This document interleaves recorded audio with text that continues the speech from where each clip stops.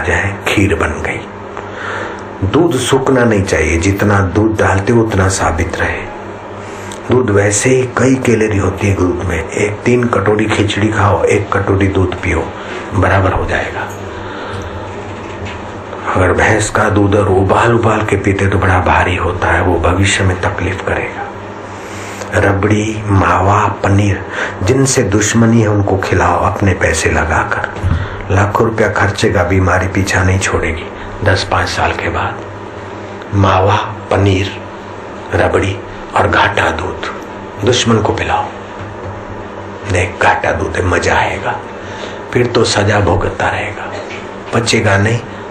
वही कण आकर बाईपास सर्जरी करवा देंगे, हार्ट अटैक का काम करवा देंगे। अब दीर्घ जीवन जीने के लिए 10 चीजें लिख लो। गाय का दूध। अब वो दूसरी चीज, शरद पूनम की बात दोनों साथ में चल रही है।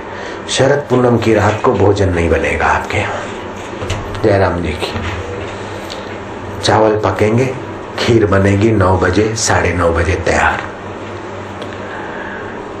मलमल का धोया कपड़ा, उस बर्तन को ढककर चांदनी में खीर रखोगे।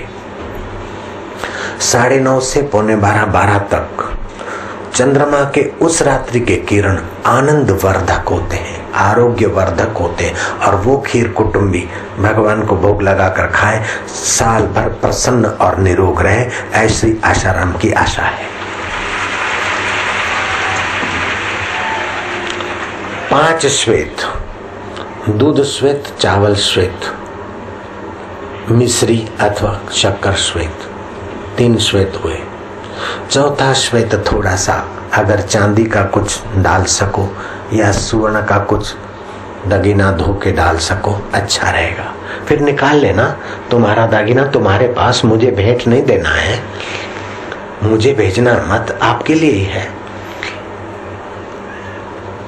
चांदनी, चावल, दूध, मिश्री और कोई 5वीं सफेदी, बादाम जो डालते हैं, चरोलियां डालते हैं, रात को खाते हैं, वे अपना नुकसान करते हैं, बहुत भारी होते हैं, किडनी पर लोड पड़ता है, पथरी होने की संभावनाएं बढ़ती है।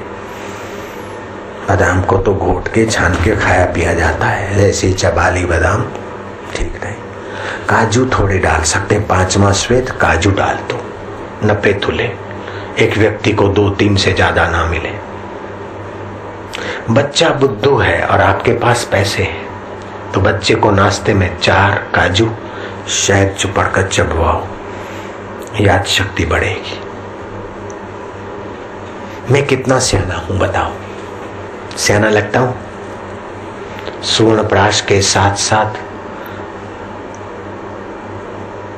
दूसरी बातें भी तुम्हें सुना दी। तुम्हारा शरीर तंदुरुस्त रहे, मन प्रसन्न रहे और दीर्घजीवी रहो, ताकि ग्रह की मेरी चलती रहे। तो दीर्घ जीवन के लिए 10 बातें बताता हूं। आयुर्वेदिक के ढंग से वे निर्दोष है, स्वास्थ्य की रक्षा ही करते हैं, साइड इफेक्ट नहीं तो जैसे पकोड़े खाए, फलाना खाया, डिंगना खाया तो वो कुछ बीमारी का अंश भी छोड़ देती है, लेकिन ये 10 चीजें नहीं। गाय का दूध, गाय का घी, आंवला, अनार, शहद, लेकिन बाजारू अथवा आजकल जो आती है ना, वो चाशनी रख देते, फिर मक्खियां वो चूस के और संग्रह कर लेते हैं और आपको महंगी गुड़ की शक्कर की चाशनी मिलती है, कुछ विधि की हुई नहीं, कुदरती फूलों से और पेड़ों से इकट्ठी हुई शहद, वही शहद। नहीं तो छोड़ो उस शहद को। फिर से गिनो, दूध, घी, आंवला, अनार, गेहूं, चावल, अंगूर, हरड़े और मूंग, ये स्वास्थ्य के रक्षक है, पोषक है। अब सीजन आ रही है, सूर्य के किरण कम पड़ेंगे बादलों के कारण और आपकी जठरा मंद होगी। फिर गैस ट्रबल वालों को थोड़ा भी गैस है तो उन दिनों में बढ़ेगा। गैस ट्रबल हो जाए और आप इंजेक्शन या दवाइयां लो और थके रहो, कोई जरूरत नहीं। हरड़ और सेंधा नमक थोड़ा मिलाकर हरड़ के पाउडर में 3 ग्राम फाक लो, पाचन तंत्र अच्छा रहेगा और गैस की ऐसी तैसी। अगर ये सर्दियों के दिन है, बारिश के पहले के दिन है, तो गुड़ और हरण का मिश्रण 3 ग्राम रोज फाको।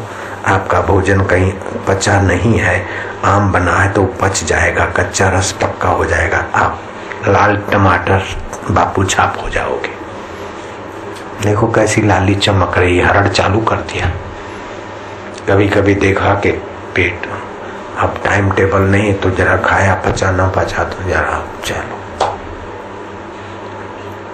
आंवला नवजीवन देते हैं, नए बाल आ गए च्यवनप्राश खाने से। च्यवनप्राश बनता है विधिवत तो बहुत फायदा करता है, लेकिन बाजारू जो पैसे कमाने के लिए बनाते हुए तो आंवले शरद पूनम के पहले ही खरीद लेते हैं और फिर उनका मावा बनाकर चाशनी में रगड़ बुगड़ के थोड़ा बहुत कुछ एडवर्टाइजर कुछ डाला न डाला, हकीकत में आंवला वीर्यवान बनता है शरद पूनम के बाद। शरद पूनम से वो पुष्ट होते हैं। उन्हीं आंवलों को लेकर 34 चीजों में उबाला जाता है और फिर 22 पौष्टिक चीजें डाली जाती, तब बनता है च्यवनप्राश। ऐसा च्यवनप्राश सूरत की फार्मेसी में अपने साधक और वैद्य मिलकर बनाते हैं, मैं वो खाता हूं।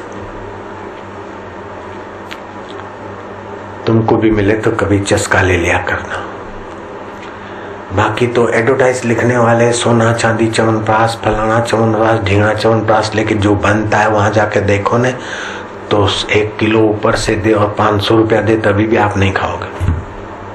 तो बात होती, लाखों रुपया एडवर्टाइज में खर्चेंगे, करोड़ों रुपया इकट्ठा करेंगे। च्यवन ऋषि के नाम से च्यवनप्राश तो चला, लेकिन च्यवनप्राश का फायदा तो बापूजी और बापूजी के साधक लोग लेते हैं और लोग नहीं ले पाते। काले बाल आ गए, मूंछों में भी काले बाल उभर रहे, दाढ़ी में भी कुछ कुछ काले आ गए, नए बाल भी यहाँ काले हुए गई, नहीं तो टाल हो गई थी। तो आंवला स्वास्थ्यप्रद है। आंवले का रस लेकर, आंवले का मुरब्बा लेकर आप घर में बनाकर खाएं, वो भी अच्छा ही है। लेकिन इतवार को और शुक्रवार को आंवला हानि करता है। आपके ऋषियों ने कैसी कैसी खोजेगी, तो भगवान कहते हैं द्वंद्वातीतो भवा अर्जुना। व्रत रखने से दोष मुक्ति होती है और स्वभाव में परिवर्तन होता है। जिसका उग्र स्वभाव है, क्रोधी स्वभाव है, उसको सोमवार का व्रत रखना चाहिए और चंद्रमा का दीदार करना चाहिए, शांतिदायक होता है।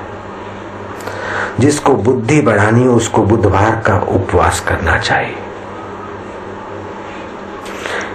जिनकी बुद्धि का छिछरापन हटाना हो उनको गुरुवार का उपवास करना चाहिए।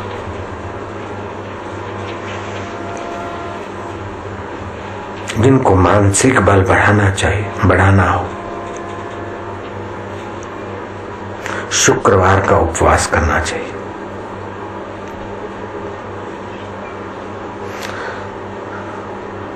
जिनकी शरीर की शक्ति शीघ्र पतन हो जाती हो, ओज और सौंदर्य की कमी हो, उनको शनि का व्रत करना चाहिए।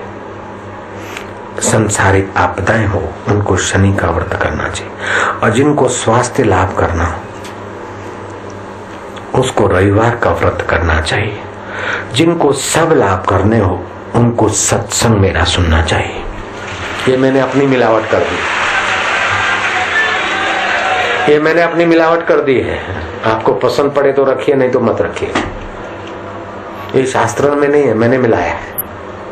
जिनको सब लाभ समझने और करने हो वो सत्संग सुनना चाहिए। क्या ख्याल है?